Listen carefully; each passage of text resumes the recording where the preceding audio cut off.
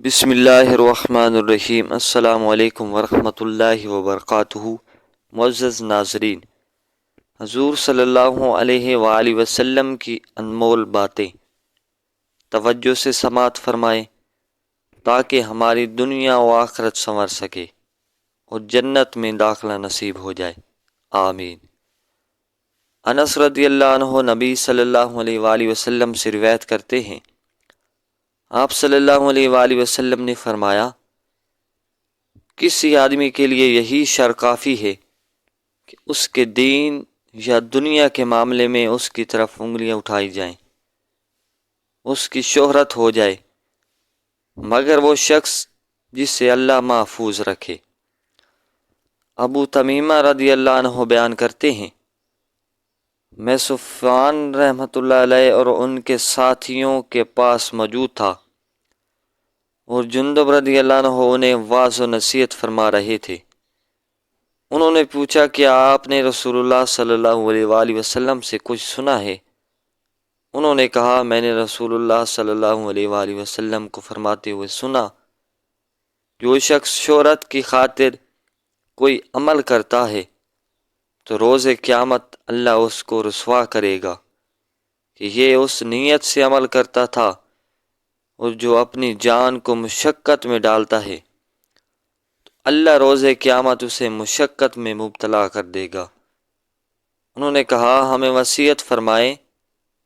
انہوں نے فرمایا، انسان کے جسم سے اس کا پیٹ سب سے پہلے خراب ہوتا ہے، لہذا جو شخص استطاعت رکھتا ہو کہ وہ صرف حلال ہی کھائے گا تو اسے ایسے ہی کرنا چاہیے، اور جو شخص استطاعت رکھے کہ اس کے اور جنت کے درمیان 1 چیلو خون جو اس نے ناجائز بہایا ہو وہ حائل نہ ہو تو وہ ضرور ناجائز خون بہانے سے بچے۔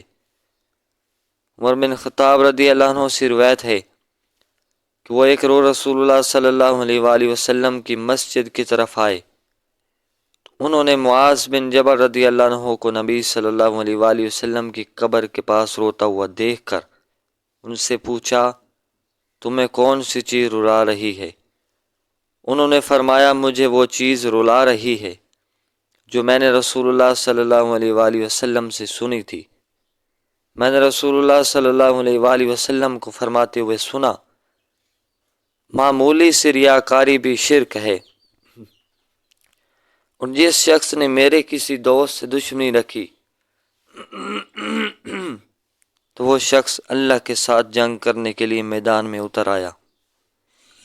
بے شک اللہ ایسے نیک، متقی اور گمنام لوگوں کو پسند کرتا ہے کہ جب وہ غائب ہوں تو انہیں تلاش نہ کیا جاتا ہو، اور اگر موجود ہوں تو انہیں مدعو نہیں کیا جاتا اور نہ انہیں قریب کیا جاتا۔ ان کے دل ہدایت کے چراغ ہیں، وہ ہر قسم کے گرد و غبار سے دور ہیں، کسی فتنے کا شکار نہیں ہوتے۔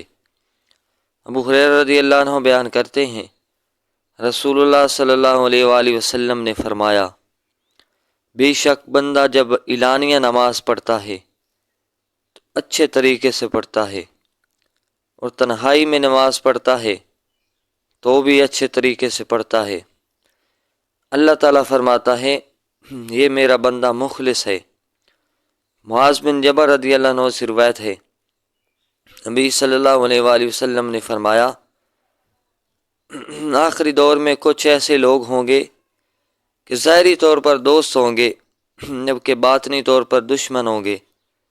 عرض کیا گیا، اللہ کے رسول صلی اللہ علیہ وآلہ وسلم، یہ کس طرح ہوگا؟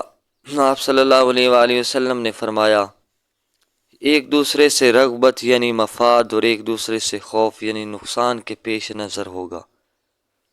شداد بن اوس رضی اللہ عنہ بیان کرتے ہیں، میں نے رسول اللہ صلی اللہ علیہ وآلہ وسلم کو فرماتے ہوئے سنا، جو شخص دکھلاوے کی خاطر نماز پڑھتا ہے تو اس نے شرک کیا، جو شخص دکھلاوے کی خاطر روزہ رکھتا ہے تو اس نے شرک کیا، جو شخص دکھلاوے کی خاطر صدقہ کرتا ہے تو اس نے شرک کیا۔